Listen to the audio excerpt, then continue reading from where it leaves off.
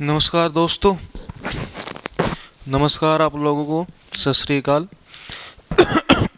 युवा booster academy पे बेटा फिर से आप लोगों का सभी का स्वागत है।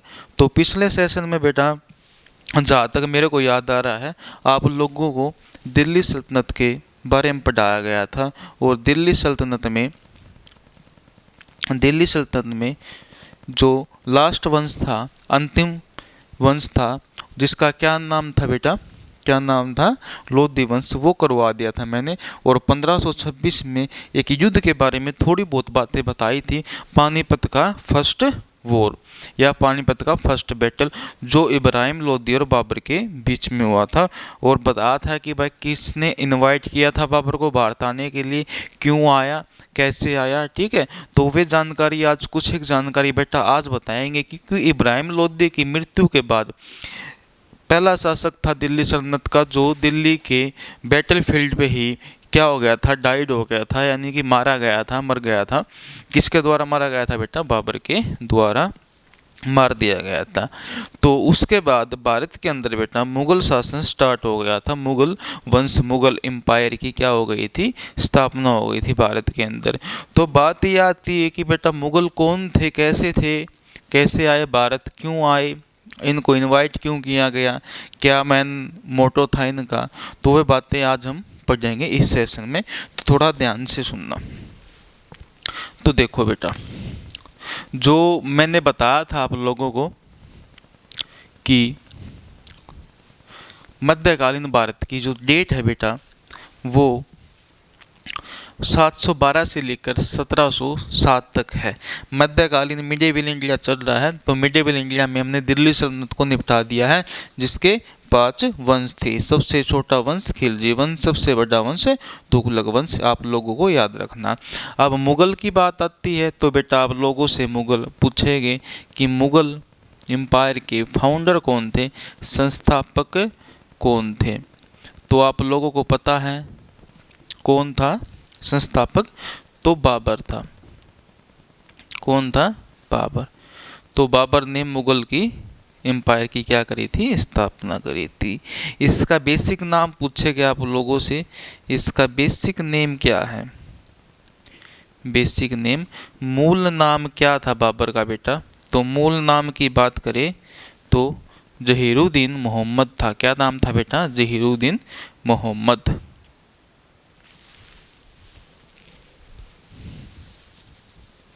क्या नाम था, जहीरुद्दीन मोहम्मद।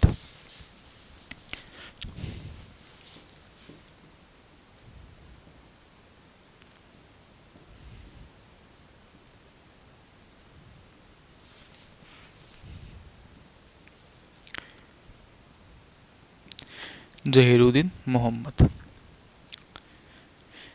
एग्जाम में पूछा गया आप लोगों से इसके बारे में कि बाबर का जन्म कब हुआ, बर्थ कब हुआ, जन्म कब हुआ।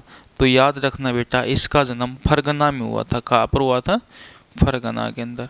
फरगना कहाँ पर है प्रेजेंट में, वर्तमान में पूछ लिया जाए तो बेटा उज्बेकिस्तान के अंदर पड़ता है। ट्रांस ओशियाना का ये भाग होता था उस समय। तो फरगना के अंदर किसका जन्म हुआ, बाबर का जन्म हुआ। कब, तो डेट याद रखना बेटा आप लोगों को। डेट याद करें तो 1483 यानी कि 1483 ईडी में, ईस्वी में किस व्यक्ति का जन्म हुआ, तो किसका जन्म हुआ, बाबर का जन्म। कहाँ पर, फरगना के अंदर। बचपन का नाम क्या था, मोहम्मद था। अब हुआ क्या भारत के अंदर बेटा, इसने मुगल वंश की स्थापना करी। किसने, बाबर ने, जहीरुद्दीन बाबर ने। लेकिन इस मुगल काल के अंदर हम जो पढ़ने वाले हैं वे 1526 से लेकर बेटा 1707 तक 6 रूलर पढ़ेंगे। कितने रूलर पढ़ेंगे, 6 रूलर। 6 यानी कि 6 शासक पढ़ेंगे जिनके बारे में अपने एग्जाम में पूछा जाता है। 6 रूलर में बाबर आएगा, हुमायूं आएगा, अकबर आएगा, जहांगीर आएगा, जहांगीर के बाद शाहजहां आएगा, शाहजहां के बाद औरंगजेब आएगा। उसके बाद बेटा 1707 से लेकर 1857 तक क्या पढ़ना है अपने को, कितने शासक पढ़ने हैं, मुगल वंश के ही पढ़ने हैं। कितने, 11 रूलर पढ़ने हैं, जिसमें औरंगजेब की मृत्यु के बाद जो 11 शासक आते हैं जिनको रेटलर्स ऑफ मुगल्स बोला जाता है या डाउनफॉल्स ऑफ मुगल बोला जाता है, यानी कि क्या बोला जाता है, मुगलों का पतन कहा जाता है या उत्तरवर्ती मुगल बोला जाता है, वे आएंगे कहाँ पर, इस कार्यकाल में। लेकिन एक बात आप लोगों को याद रखनी है जो एग्जाम में पूछी जाती है, वो क्या पूछा जाता है आप लोगों से, ये पूछा जाता है कि भारतीय इतिहास का दूसरा स्वर्ण काल किस काल को बोला जाता है, किस पीरियड को बोला जाता है। तो सेकंड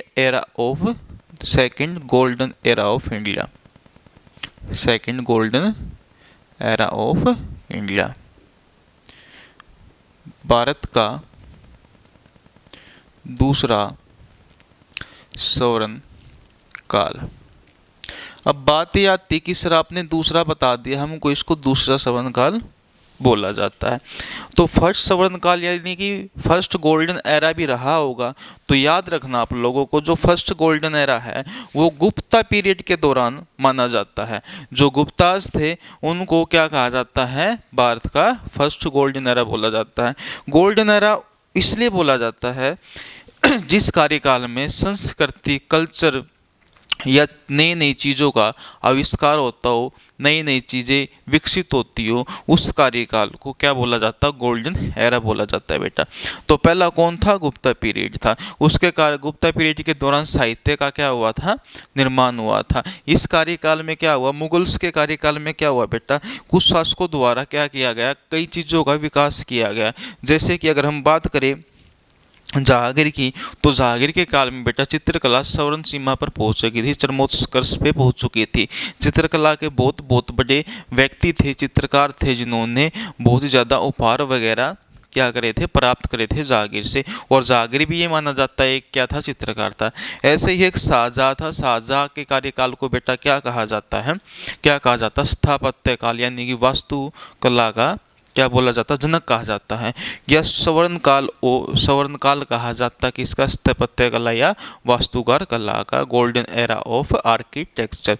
क्यों कहा जाता है बेटा, क्या चीज़ है, क्योंकि शाहजहाँ के टाइम पे, शाहजहाँ के कार्य पीरियड के दौरान क्या हुआ था कि जो वास्तुकला थी वो बहुत ज़्यादा क्या हो गई थी, उसका बहुत ज़्यादा स्तर पर, अच्छे स्तर पर विकास होता जा रहा था। किसका, तो आर्किटेक्चर का। जैसे कि उस समय में जो इमारतें बनाई गई शाहजहाँ द्वारा वो आज नहीं बना सकते, उस समय पे बहुत ज़्यादा क्या हो गया था, उन चीज़ों का विकास हो गया था, नई नई चीज़ें बनाई जाने लग रही थी, किसके द्वारा, शाहजहाँ के द्वारा। फिर जैसे अकबर आता है, अकबर के कार्यकाल की बात करें तो उसके कार्यकाल में एक व्यक्ति था जिसका नाम था अब्दुल रहीम खान खाना कहा जाता था।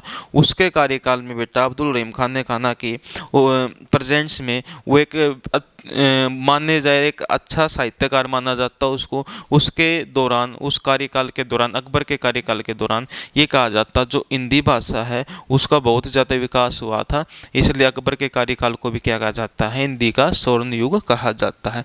तो समझ गए स्वर्ण युग क्यों कहा जाता है, याद रखना। तो बेसिक नाम क्या था बेटा, जहीरुद्दीन बाबर था। जन्म कब हुआ, 1483 में हुआ। कहाँ पर हुआ बेटा, तो फरगना में। फरगना कहाँ पर है, फिलहाल उज्बेकिस्तान के अंदर है। अब बात पूछेगा बेटा आप लोगों से, इसके पिता यानी कि फादर का नाम क्या था,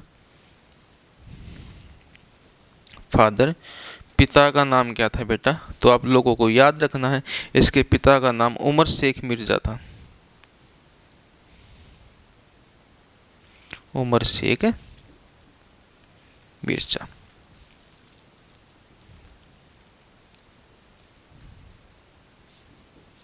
उमर शेख मिर्जा ये कहाँ से बिलोंग करता था, इसके वंश क्या था, किस वंश से बिलोंग करता था, तो ये तैमूर का वंशिज था बेटा। किसका वंशिज था, तैमूर। तैमूर बताया था मैंने कल, याद हो तो आप लोगों को, तैमूर लंग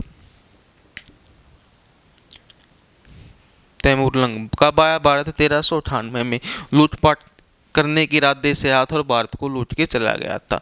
तो एक इस व्यक्ति का वंशिज था कौन, उमर शेख मिर्जा। उमर शेख मिर्जा का पुत्र कौन था, बाबर। तो किसका वंशिज माना जाता है इसको, तैमूर का। फिर इसके बाद इसकी माता आती, माता का नाम आप लोगों से पूछा जाएगा, मदर्स नेम पूछा जाता है। तो क्या था बेटा इसकी माता का नाम, देखो माता का नाम क्या था, Qutlugh Qutlugh Nigar Beg, Qutlugh Nigar Beg. Exam में पूछेगा बेटा ये किस वंश से बिलोंग करती थी, तो ये बेटा चंगेज खान के वंश से बिलोंग करती थी। चंगेज खां, याद होगा आप लोगों को, पढ़ाया था मैंने। कब पढ़ाया था? दिल्ली सल्तनत के अंदर कि भारत के अंदर इल्तुतमिश के कार्यकाल के दौरान कौन भारत आया था, तो कौन भारत आया था बेटा? कौन? Genghis Khan. और कहाँ से वापस लौट गया था? सिंध से वापस लौट गया था। अब माता कहाँ से बिलोंग करती थी? चंगेज खान के वंश से बिलोंग करती थी। पिता तैमूर के वंश से बिलोंग करता था। अब इस बाबर के अंदर बेटा दो प्रभावशाली आक्रमणकारियों का क्या था? ब्लड था। किसके अंदर? बाबर के अंदर। इसलिए ये भी आगे जाके एक बहुत बड़ा योद्धा बना था, लेकिन पूरी उम्र भर इसने युद्ध ही लड़े। क्या करा इसने? युद्ध ही लड़े, और युद्ध लड़ते लड़ते ही आखिरी में क्या हो गया? इसकी डेथ हो गई। आखिरी में मरा तो इसकी मृत्यु पूछे तो मृत्यु तो कैसे हुई थी इसकी कि ये बीमार होके मरा था। एक बार इतना उतारो बेटा, फिर आगे चलते हैं। नोट करो अच्छे से, अच्छे से उतार लो।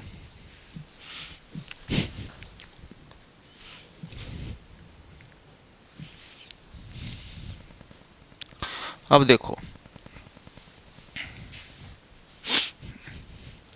हुआ क्या बेटा, इसके पिता की मृत्यु होने के बाद 1494 के अंदर इसकी दादी द्वारा बाबर की ताजपोशी कर दी गई।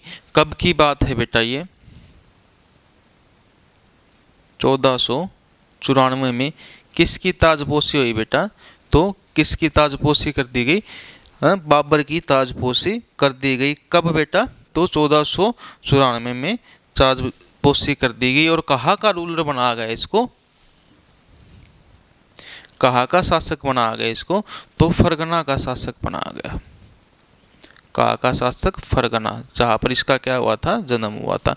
अब फरगना का शासक कौन बन गया बेटा? बाबर बन गया। लेकिन बाबर बन तो गया शासक, लेकिन इसकी उम्र क्या थी? जन्म कब हुआ? 1483 में। 7 और 4 11, 11 वर्ष की उम्र में क्या बना ये? 11 वर्ष की उम्र में क्या बना ये? शासक बना। बच्चा था, बच्चे को इतना ज्ञान नहीं होता कि इसका राजतंत्र का गद्दी पे बिठा दिया गया। लेकिन गद्दी पे बैठने के बाद ये अपने चाचा और अपने मामा के षड्यंत्र के में फंस गया। कौन? बाबर।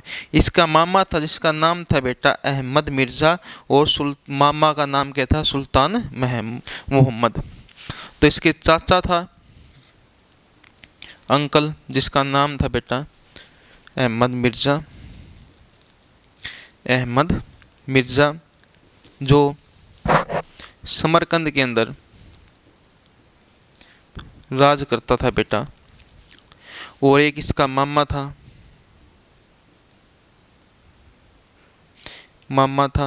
क्या नाम था मामे का? अहमद मिर्जा। ठीक है, मामे का नाम मेरे को फिलहाल बेटा ध्यान नहीं आ रहा, अभी बोला था मैं भूल गया। ठीक है, तो चाचा और मामा के षड्यंत्रों में कौन फंस गया बेटा?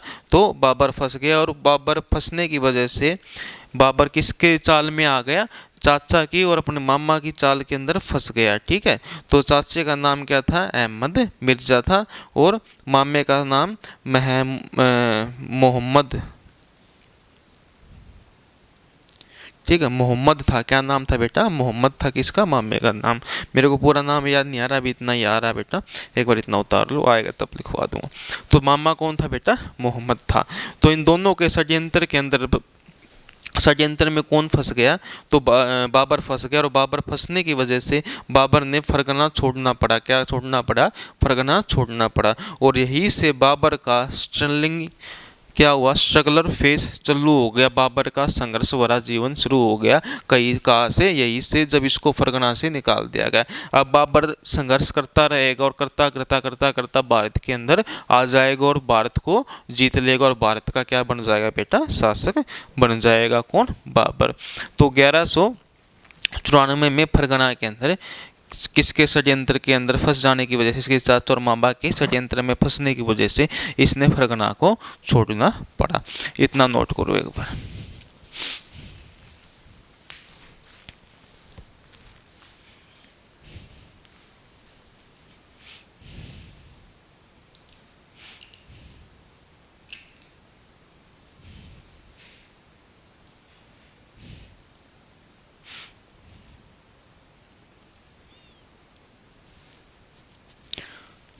आगे चलें बेटा।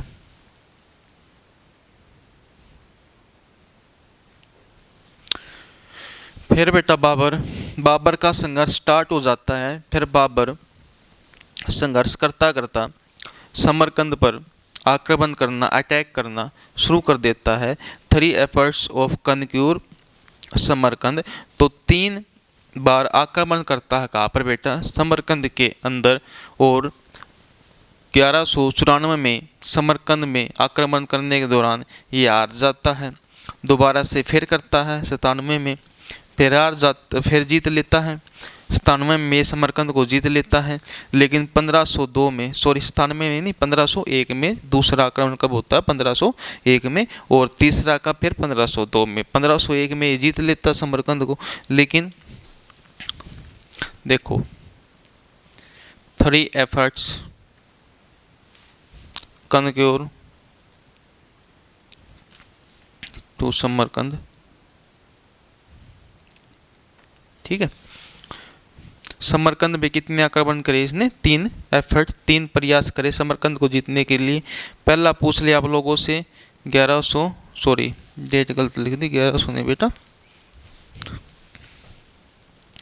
1494 से 1497। कई बुकों में बेटा 2 डेट दी हुई है, ठीक है। आप लोगों को 1497 में मिलेगी, 1494 में मिलेगी, लेकिन आपको प्रेफरेंस इसको देनी है, ठीक है। फिर आता दूसरा एफर्ट, कब किया इसने, 1501 में। अब की बार ये क्या कर लिया इसने, समरकंद को विजय कर लिया, समरकंद इसने जीत लिया, किसने, बाबर ने। लेकिन जब इसका तीसरा आक्रमण इसके ऊपर 1502 में वापिस से होता है, किसके द्वारा किया जाता है, इसकी बहन के पति के द्वारा, इनके दामाद के द्वारा किया जाता है, किसके, जीजाजी के द्वारा, तो बाबर के जीजाजी के द्वारा, जिसका नाम क्या था बेटा, शेबानी खान था। क्या नाम था, शेबानी खान था, शेबानी खान था। तो शेबानी खान के साथ बेटा 1502 के अंदर एक बैटल होता है, बैटल ऑफ सर ए पुल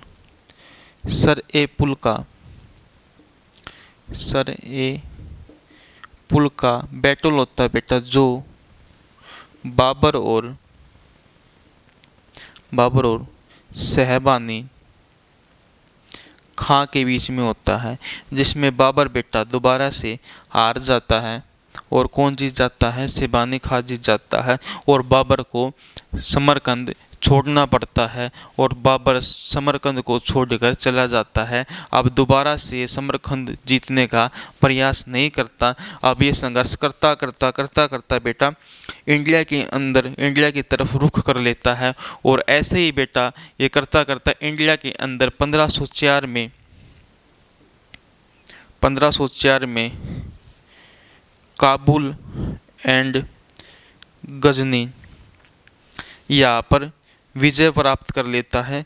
दोनों एरियो को क्या कर लेता है, जीत लेता है। कौन, बाबर।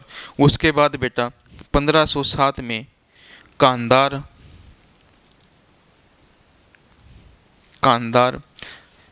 को जीत लेता है। और कांधार को जीतने के बाद एक टाइटल ग्रहण करता है बेटा, क्या ग्रहण करता है, एक टाइटल, एक उपाधि धारण करता है, जिसका नाम क्या था बेटा, बादशाह।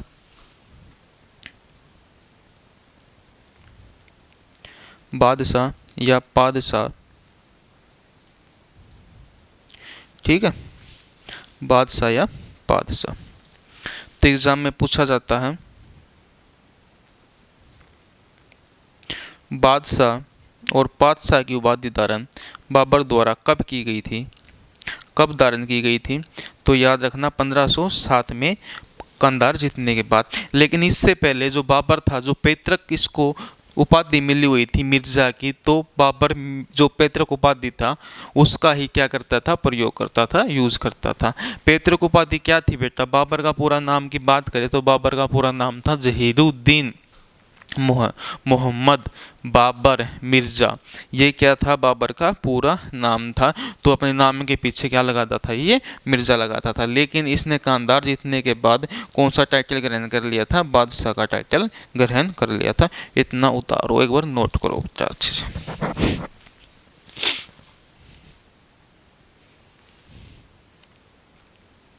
बेटा आपसे एग्जाम में ये भी पूछ सकते हैं, ठीक है, बाबर क्या था? बाबर, अगर बात करें बाबर की बेटा, तो बाबर की जाति की पूछ सकते हैं आप लोगों से, कास्ट पूछ सकते हैं, कैटेगरी। तो याद रखना जगताई तुर्क था, ये जगताई तुर्क था। जगताई तुर्क की बात करें बेटा, तो जगताई तुर्क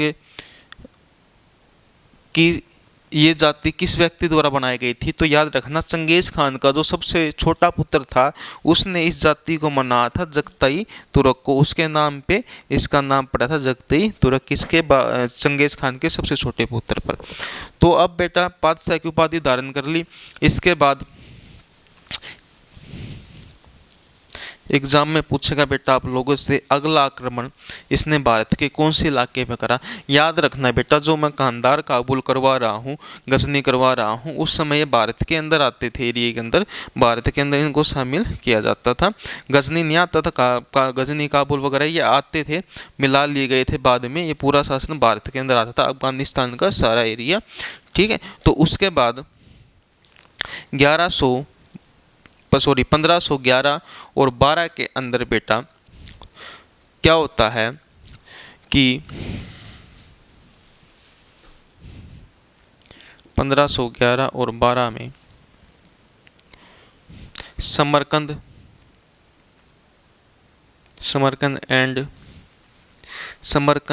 एंड दूसरी जगह कौन सी थी बेटा? बताओ, कौन बताएगा? बताओ कमेंट बॉक्स में। तो कौन सी थी बेटा दूसरी जगह? तो दूसरी जगह थी खुरासान और बुखारा। कौन सी जगह थी? खुरासान और बुखारा, खुरासान और बुखारा। इन तीनों जगह को जीत लिया था कब? 1511 और 12 में। किसके द्वारा? बाबर के द्वारा। लेकिन इस तीनों को जीतने के लिए एक व्यक्ति ने हेल्प करी थी, जो ईरान का शासक था बेटा। क्या नाम था? ईरान का शासक था, जिसका नाम था शाह इस्लाम। क्या नाम था? शाह इस्माइल, शाह इस्माइल। तो शाह इस्माइल की मदद शाह इस्माइल की मदद से बाबर ने किसको जीत लिया था बेटा? समरकंद, खुरासान और बुखारा को जीत लिया था। अब बात आती है ईरान का व्यक्ति क्या था? ये शाह इस्माइल था। तो ये कहा जाता है इतिहासकारों द्वारा, शाह इस्लाम एक शिया मुस्लिम था। क्या था बेटा? शिया मुस्लिम था। और बाबर के द्वारा भी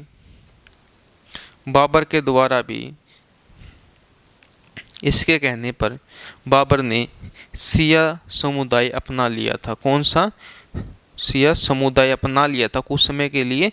बाद में इसने क्या कर दिया था? इसको छोड़ दिया था। मैंने कल भी बताया था, जो मुस्लिम संप्रदाय है उसमें दो समुदाय है बेटा, शिया और सुन्नी। तीसरा समुदाय सूफी समुदाय बनाया गया था, जो उन दोनों के मतभेदों को सुलझा सके, ताकि जो उनके बीच में जो मतभेद हो रहे हैं उनका सुलझेड़ा किया जा सके। किसके द्वारा? सूफी संत के द्वारा। तो कौन सा अपना लिया था? शिया समुदाय अपना लिया था। किसके द्वारा अपना लिया गया था? तो बाबर द्वारा। क्यों अपना गया था बेटा? क्योंकि बाबर की मदद की थी किसने? ईरान के शाह ने, जिसका नाम क्या था बेटा? इस्माइल शाह था, शाह इस्माइल था। तो इसने मदद के कारण ही इसने धर्म अपना लिया था, किसने? बाबर ने। तो ये आपको पता होगा फिलहाल भी, अगर हम बात करते हैं किसकी किसकी बात करें बेटा, ईरान की, तो ईरान प्योर क्या है? शिया मुस्लिम है। सऊदी अरब क्या है? सुन्नी है। अभी भी मतभेद है दोनों देशों के बीच में, आप लोगों को पता होगा शिया और सुन्नी के बीच में तो मतभेद चल रहे हैं। किन के बीच में बेटा? बात करें तो ईरान और सऊदी अरब के बीच में भी फिलहाल भी देखने को मिल सकता है। अब बात आती है बेटा कि इसके बाद बेटा भारत में फर्स्ट अटैक ऑन इंडिया,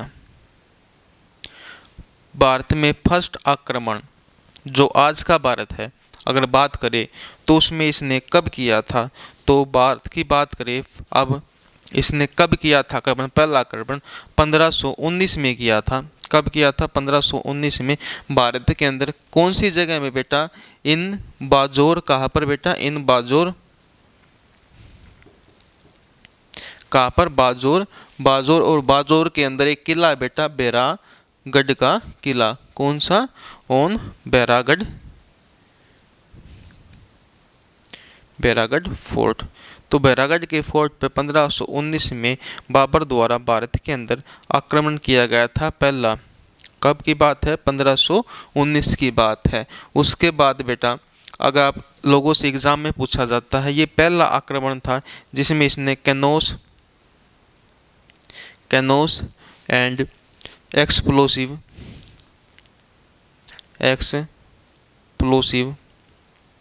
तोपे और बारूद का प्रयोग किया था। किसने बेटा? तो बाबर ने। ये पहला आक्रमण था जिसमें तोपों का और किसका प्रयोग किया गया था? तो एक्सप्लोसिव बारूद का प्रयोग किया गया था। एग्जाम में पूछता है बेटा, जब भारत में बाबर आया तो बाबर अपनी पुस्तक जिसका नाम है तुजू के बाबरी, जिसकी ऑटोग्राफी है, किसकी? बाबर की आत्मकथा है। तो आत्मकथा में ये लिखा हुआ है जब ये भारत आया था तो भारत के अंदर कितने शासक रूल कर रहे थे? तो 2 हिंदू शासक थे बेटा। कितने शासक थे? 2 हिंदू रूलर थे। हिंदू रूलर थे। कितने शासक थे बेटा? 2 हिंदू रूलर थे। अगर 2 हिंदू रूलर की बात करें तो भारत के अंदर पहला जो साम्राज्य चल रहा था वो था बेटा विजयनगर साम्राज्य, विजयनगर एम्पायर। और विजयनगर एम्पायर का बेटा शासक कौन था उस समय? कृष्ण देवराय, जो तुलु वंश का, तुलु डायनेस्टी का रूलर था, महान शासक था, जिसका कार्यकाल 1509 से लेकर 1529 के लगभग माना जाता है। किसका बेटा? कृष्ण देव राय का। ये करवाया जाएगा आपको। ये साउथ के जो वंश है, दक्षिण भारत के जो डायनेस्टीज है बेटा, दक्षिण भारत के जो वंश है उसमें आप लोगों को अच्छे से कृष्ण देव राय के बारे में, तुलु वंश के बारे में पढ़ाया जाएगा। ये पहला शासक। दूसरा शासक कौन था बेटा भारत के अंदर? संग्राम सिंह। कौन था बेटा? संग्राम सिंह, जिसे बाद में राणा सांगा के नाम से पुकारा जाता है। कब की बात है ये? तो बाबर के कार्यकाल की। राणा सांगा या संग्राम सिंह कहाँ का राजा था बेटा? मेवाड़ का। कहाँ का? मेवाड़, चित्तौड़गढ़, ये वाला एरिया किसके पास आता था? संग्राम के सिंह के पास आता था। ये 2 हो गए बेटा हिंदू शासक। आप लोगों से पूछेगा मुस्लिम शासक कितने थे? तो 5 मुस्लिम शासक थे। कितने थे? 5 मुस्लिम रूलर थे। कहाँ पर? भारत के अंदर क्या कर रहे थे? राज कर रहे थे। तो पहले की बात करें भारत के अंदर तो पहला जो शासक था बेटा वो इब्राहिम लोदी था। कौन था? इब्राहिम लोदी। दिल्ली के अंदर जो पानीपत के प्रथम युद्ध में किसके द्वारा हराया गया था? बाबर के द्वारा हराया गया था। फिर दूसरा शासक की बात करते हैं बेटा, ब्लैक से लिख लेता हूँ, शायद नहीं दिख रहा होगा आप लोगों को ये। तो दूसरा शासक की बात करें बेटा मुस्लिम शासक की, तो भारत के अंदर एक वंश चल रहा था जिसका नाम था बहमनी साम्राज्य, बहमनी एम्पायर। दूसरा फिर तीसरा वंश आता है बेटा इसके बाद। तो तीसरा वंश कौन सा था बेटा, तीसरा शासक कौन था? तो महमूद शाह था बेटा, मालवा के अंदर। महमूद शाह मालवा के अंदर था, गुजरात के अंदर बहादुर शाह था और बंगाल के अंदर नुसरत शाह था। तो मालवा के अंदर बेटा कौन आता है? तो मालवा की बात करें बेटा तो मालवा के अंदर कौन शासक था? महमूद शाह था। कौन था? महमूद शाह। फिर आता है बेटा चौथे नंबर पर कौन सी जगह? तो गुजरात आती है, और गुजरात के अंदर कौन था? बहादुर शाह था।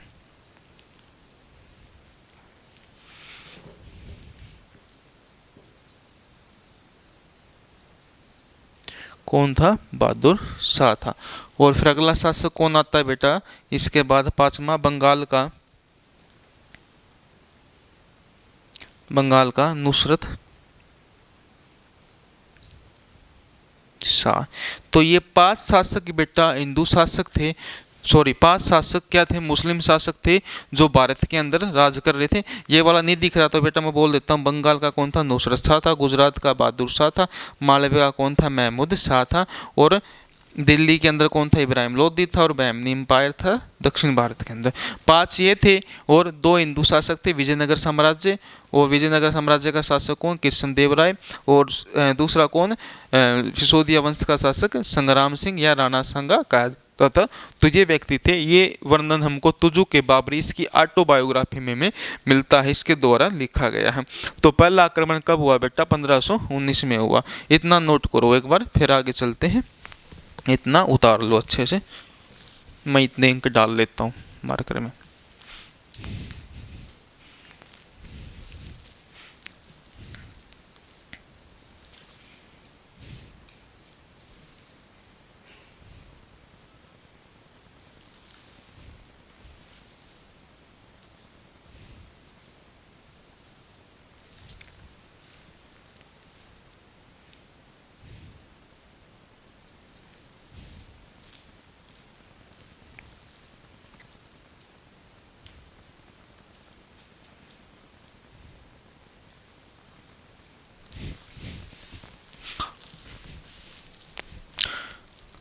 बेटा साफ कर देते हैं, आपने लिख लिया होगा। देखो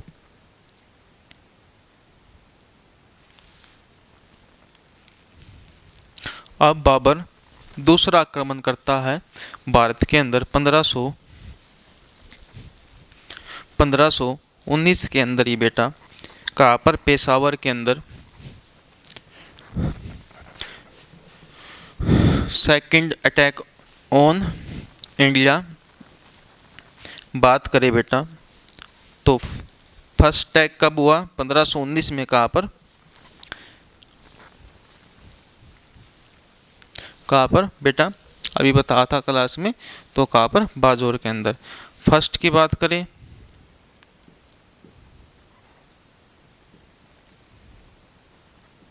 बाजौर। सेकंड की बात करें बेटा, सेकंड अटैक बाबर ने इंडिया के अंदर कहाँ पर किया? तो सेकंड अटैक कहाँ पर किया बाबर ने? तो बेटा सेकंड अटैक किया भारत के अंदर बाबर द्वारा 1519 में ही किया गया। तो पेशावर के अंदर। कहाँ पर? पेशावर के अंदर 1519 में। फिर थर्ड अटैक पूछेगा आप लोगों से बाबर का। थर्ड अटैक की बात करें तो कहाँ किया? सियालकोट। कब? 1520 में। किसके द्वारा किया गया? बाबर के द्वारा किया गया। फिर 1520-21 में इसने 3 अटैक किए थे बेटा सिंध एंड कश्मीर के अंदर। लेकिन फिर इसके बाद चौथा जो है वो थोड़ा इम्पोर्टेंट माना जाता है। कौन सा? Fourth attack. और फोर्थ अटैक 1524 ने इसने कहा किया था? लाहौर के अंदर किया था। लाहौर 1524 में। तो ये क्या है बेटा? इसके मुख्य अटैक है भारत के अंदर। कितने? 4 जो इसने भारत के अंदर करे थे। लेकिन सबसे मुख्य जो रहता है बेटा वो इसका 5वां अटैक रहता है, ठीक है, जिसे कहा जाता है फिफ्थ अटैक सॉरी। कहाँ पर? भारत के अंदर किया। कब? 21 अप्रैल 1526, जिसे बैटल ऑफ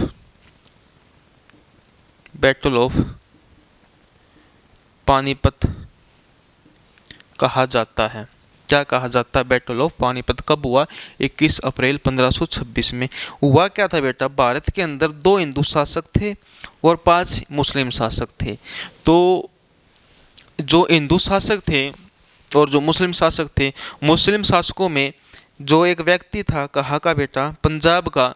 और दूसरी जगह कौन सी थी बेटा? पंजाब से अलग दिल्ली थी। दिल्ली के अंदर इसका चाचा था जिसका नाम था आलम शाह लोधी। किसका चाचा बेटा?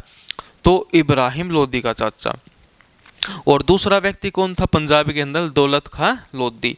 तो दौलत खां लोधी ने और इसके चाचा ने, दोनों ने इनविटेशन भेजा था बाबर के पास कि भाई तू भारत के अंदर अटैक कर ले तो हम तेरे साथ, हाँ हम तेरी सहायता करेंगे अगर तू भारत के ऊपर आक्रमण करता है, इब्राहिम लोधी के ऊपर आक्रमण करता है। और यही कौन चाहता था? राणा सांगा चाहता था। बाबर क्या नाम था? राणा सांगा, मेवाड़ का शासक भी यही चाहता था कि भाई इब्राहिम लोधी पर क्या किया जाए? आक्रमण किया जाए। क्योंकि राणा सांगा और इब्राहिम लोधी के बीच में मैंने एक युद्ध करवाया था बेटा पिछली क्लास में 1517 में, जिसमें कौन जीता था? इब्राहिम लोधी हार गया था और राणा सांगा जीता था। तो राणा सांगा भी दुश्मन था किसका? लोधी का। तो इसलिए राणा सांगा ने भी इन्विटेशन भेजा किसके पास? बाबर के पास में, और बोला कि हम तेरी सहायता करेंगे। लेकिन जैसे ही बाबर भारत के अंदर आया, इतिहासकारों द्वारा ये बोला जाता है बाबर के पास सिर्फ बेटा 8000 ही सैनिक थे। कितने हजार सैनिक थे? 8000 ही सैनिक थे किसके पास? बाबर के पास। लेकिन 35,000 की सेना किसके पास में थी बेटा उस समय? किसके पास में थी? तो बात करें तो 35,000 की सेना किसके पास थी? राणा सांगा के पास थी, संग्राम सिंह के पास थी। और 10,000 के लगभग सैनिक किसके पास थे? दौलत खां लोधी के पास में थे। तो ये सैनिक थे तीनों के पास में। तो बाबर भारत आया। बाबर भारत आते बात सबसे पहले दौलत खां लोधी के पास पहुंचा, बोला कि मेरे को सहायता चाहिए है, सैनिक चाहिए है। लेकिन सहायता देने से दौलत खां लोधी मुकर गया कि मैं तेरी सहायता नहीं करूंगा।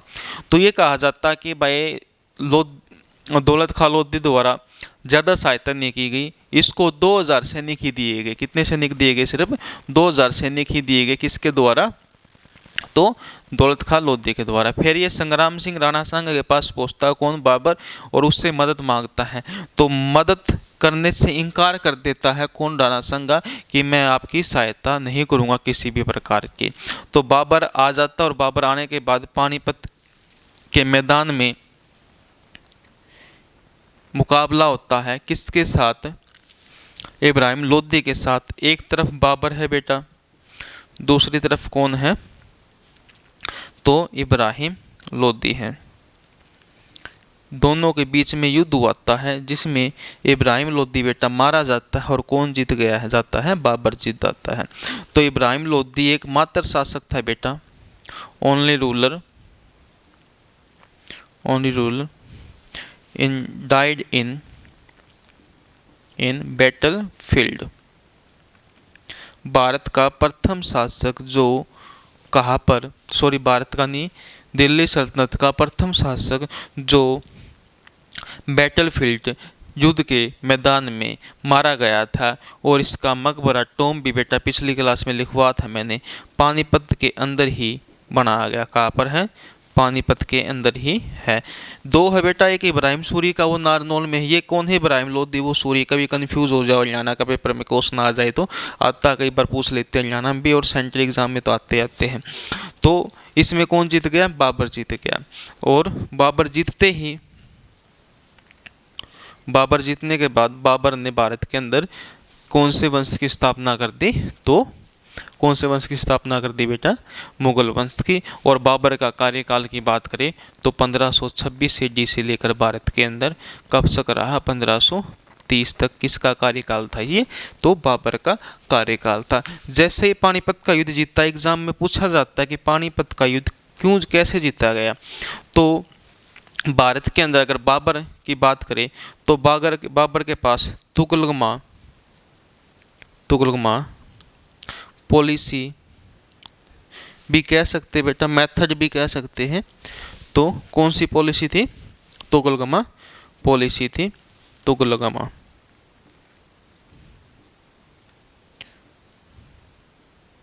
तुगलकमा नीति थी।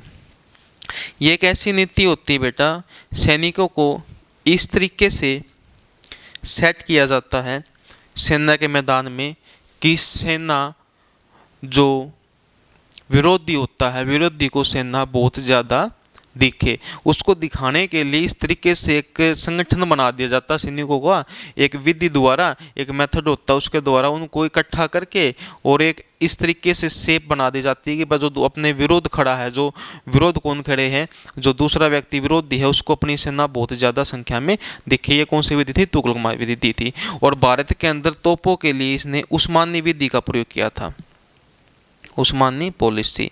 ये एक ऐसी पॉलिसी होती है बेटा जिसमें तोपों को, जो कैनोस होती है, कैनोस को इस तरीके से जचा जाता, आगे की तरफ सैनिकों के आगे क्या कर दिया जाता है? रख दिया जाता है। किसके द्वारा? तो इस विधि द्वारा, इस पॉलिसी द्वारा। एग्जाम में पूछा जाता है कि भाई जो मेन तोपची थे, किसके तोपची, मुख्य तोपची कौन थे, किसके? बाबर के। तो याद रखना बेटा मुस्तफा खान और उस्ताद अली। तो दो तोपची थे बेटा, कितने? दो तोपची। एक का नाम क्या था बेटा? मुस्तफ़ा अली। मुस्तफ़ा अली, क्या नाम था बेटा? मुस्तफ़ा अली। एक मिनट बेटा,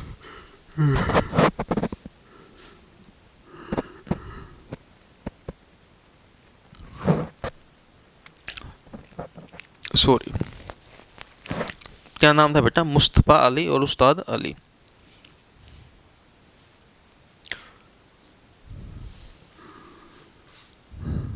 दो प्रसिद्ध तोपची थे बेटा, किसके? तो बाबर के। तो इनके द्वारा तोपें चलाई गई बाबर के कहने पर। कौन से युद्ध में? पानीपत के प्रथम युद्ध में। इस युद्ध के बाद बाबर ने बेटा पानीपत के अंदर दो चीज़ें बनवाई थी। बाबर बागों का शौकीन व्यक्ति था, जहाँ पर भी जाता था, किसी भी प्रांत या किसी स्थान को अगर ये जीतता था तो वहाँ पर बाग जरूर बनवाता था। तो बाबर द्वारा पानीपत में बेटा काबुली बाग एंड काबुली मॉस्को काबुली मस्जिद बनवाई गई। दोनों चीज़ें किसके द्वारा बनवाई गई थी बेटा? याद रखना। तो किसके द्वारा बनवाई गई थी ये? तो बाबर द्वारा बनवाई गई थी। इसके बाद बेटा बाबर जीतने की खुशी में भारत के अंदर चांदी के सिक्के लागू करता। कैसे सिक्के लागू करता भारत के अंदर बेटा? चांदी के सिक्के लागू करता है। और चांदी के सिक्के बात करें तो काबुल के अंदर सिक्का चलाया जाता है, किसके द्वारा? चांदी का, जिसका नाम था शाहरुख कॉइन्स। क्या नाम था बेटा? शाहरुख कॉइन्स। और कांधार के अंदर बाबरी कॉइन्स चला जाता है। दो सिल्वर कॉइन्स चलाए जाते हैं, चांदी का सिक्का चलवाया जाता बाबर के द्वारा। तो काबुल की बात करें बेटा तो काबुल में कौन सा चलाया जाता है? शाहरुख। हिंदी में लिख देता हूँ यहाँ पर, शाहरुख। अगर कांधार की बात करें तो कांधार के अंदर बाबरी कॉइन चला जाता है। बाबर प्रथम शासक था बेटा जिसने हर नागरिक को चांदी का सिक्का दिया था। इसलिए प्रजा ने इसको एक टाइटल दे दिया था, एक उपाधि दे दी थी बेटा, टाइटल दिया था। उपाधि क्या दी थी इसे? कलंदर की उपाधि दी गई थी प्रजा द्वारा, लोगों द्वारा। कौन सी उपाधि दी गई थी? कलंदर की। किसको? बाबर को। क्यों दी गई थी? क्योंकि इसने भारत के हर नागरिक को एक चांदी का सिक्का बांटा था। क्यों बांटा था? लोगों के कल्याण के लिए, युद्ध जीतने के खुशी में। किसके द्वारा बांटा गया था? बाबर के द्वारा बांटा गया था। तो याद रखना, ये कब की बात है? पानीपत के युद्ध के बाद की बात है। तो अब बात कर रहे थे बेटा किसकी? बाबर की। तो इसके बाद बेटा बाबर ने पानीपत के युद्ध जीतने के बाद भारत की राजधानी आगरा स्थापित की। कौन सी राजधानी बनाई भारत के अंदर? कैपिटल की बात करें तो इसने राजधानी क्या बना दी? आगरा बना दी। कौन सी राजधानी? आगरा। और भारत के अंदर मुस्लिम सत्ता, मुगल सत्ता स्थापित कर दी गई, किसके द्वारा? बाबर के द्वारा। अब जो आगे चलेंगे बेटा, अगली क्लास में करवाएंगे आप लोगों को, बात करेंगे किसकी? बाबर के बारे में ही। तो बाबर के बारे में क्या बात करेंगे?